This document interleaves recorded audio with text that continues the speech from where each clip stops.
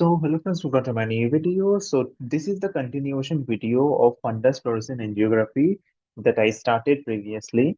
So, in this is the presentation that I given that day where I told you about the procedure of fundus fluorescence angiography and different phases. Okay, so here we discussed about the choroidal phase, arterial phase, and then arteriovenous phase like early, mid, late, where we discussed about the laminar and trilaminar flow and all. So here, this was the discussion. So today, I am focusing on abnormalities that we see in fundus fluorescence angiography and how to read it properly. That is today's main focus. Okay. So in fundus fluorescence angiography, so you will see two things mainly. That is hypofluorescence and hyperfluorescence. Okay. Hyperfluorescence means there is excessive dye accumulation is there, like it can be leakage, or it can be pooling or staining or window defect, or hypofluorescence or fluorescence. It means that something is obstructing the view of the underlying structure or dye.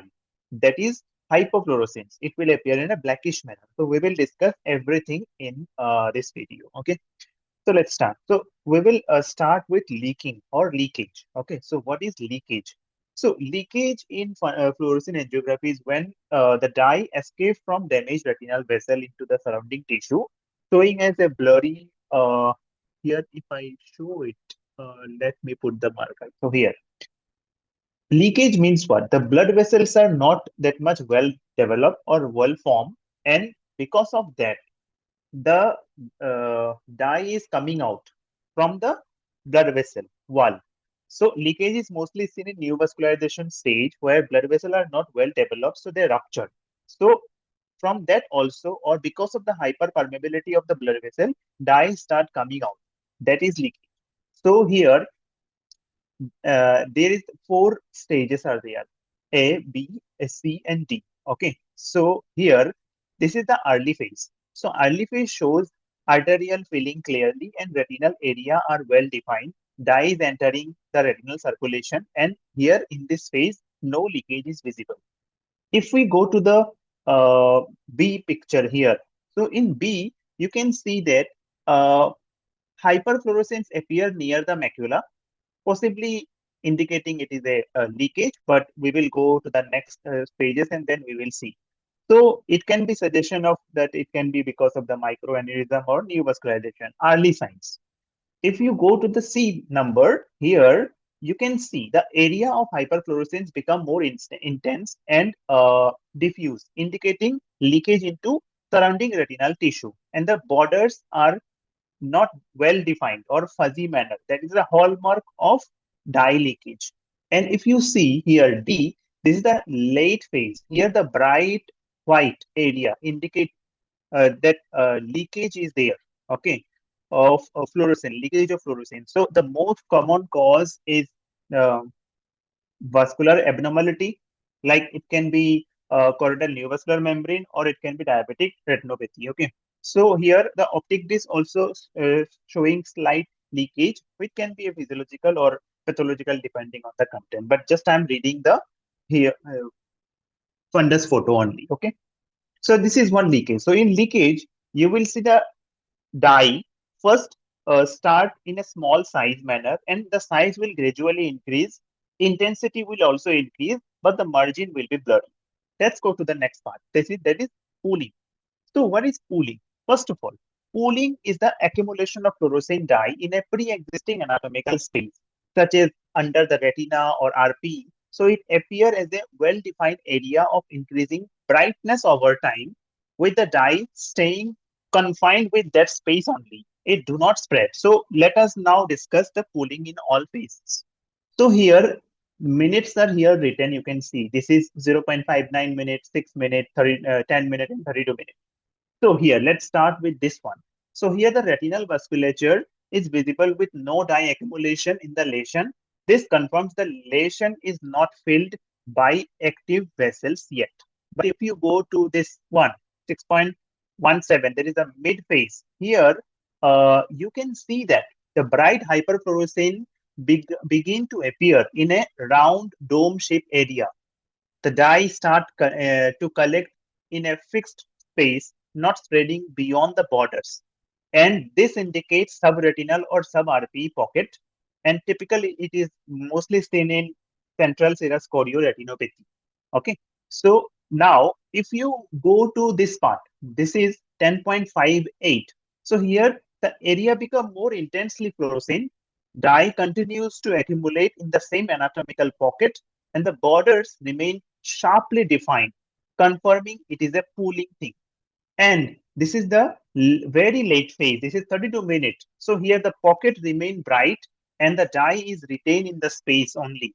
No diffusion or leakage into the surrounding retinal tissue. So that is indicating that it is a leakage. Sorry, it is a pooling, not leakage. So how can you can differentiate it from leakage and pooling? So in the leakage, you can see the size of the dot or leakage will increase gradually alongside increase in the intensity, but borders are ill-defined. But in pooling, the size will remain same, and dye start to collect in that pre-existing anatomical space. Borders are very sharp, and also luminance is also same. So this is pooling. Okay. So leakage is seen in neovascularization condition where blood vessels are not well developed. Here, dye can leak, but pooling is seen in cases like CSCR, central serous chorioretinopathy. Now, let's go to the window defect. So, window defect in fluorescein angiography happen when the outer layer of the retina, that is known as retinal pigment epithelium, is damaged or missing. This layer usually blocks some of the natural glow or fluorescence from the deeper choroidal vessel.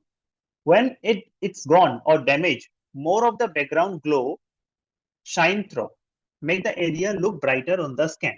So this is called window because we literally seeing through the missing layer, like clear window letting light pass through. Importantly, this brightness stays the same shape and size over the time, and it doesn't spread, which help us know that it's not an active leakage, but a sign of tissue loss or thinning. So here, this fluorescein angiography image showing a large area of geographical atrophy or RP atrophy.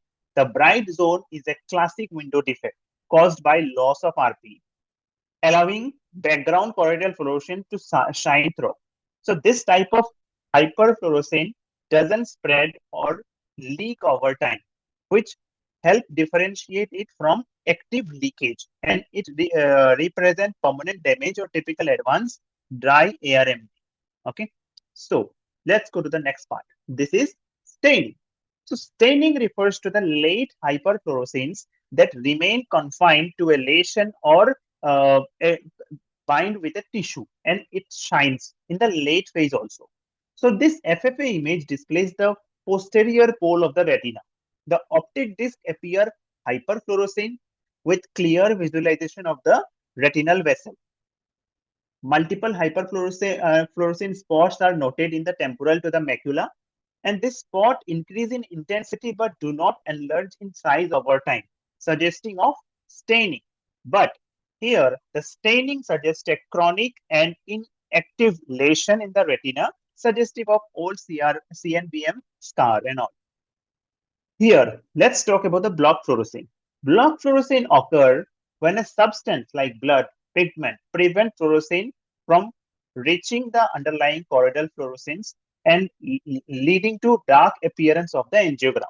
Here in this picture, it is a subretinal hemorrhage, so that you can see the retinal vessel, but underlying structure is not visible. In subretinal blockage, it suggests the hemorrhage is in the deeper layer of the retina because you can see the blood vessels. Okay, so it can be seen in the cases like diabetic retinopathy. So this is pre-retinal hemorrhage or pre-retinal block. So this is the pre-retinal block, and here the blood is accumulated between the retina and vitreous. And the typical thing of this is that it appear in a boat-shaped manner, something like that. So this kind of cases mostly seen in subhyaloid hemorrhage and all. Okay. So this is the capillary non-perfusion area or CNP area. So this CNP area mostly happen in segmental condition or you can see in CR, AO, or vein occlusion also. So here what happened that because of the ischemia or blockage to the capillary, dye is not able to go to that part. So that part remain black. That is CNP area. It is mostly seen in ischemic condition. Thank you so much for your watching, and you stayed till the last. So if you have any suggestion or any question, definitely you can comment me in the comment section. I will definitely give you the answer of it. Thank you so much.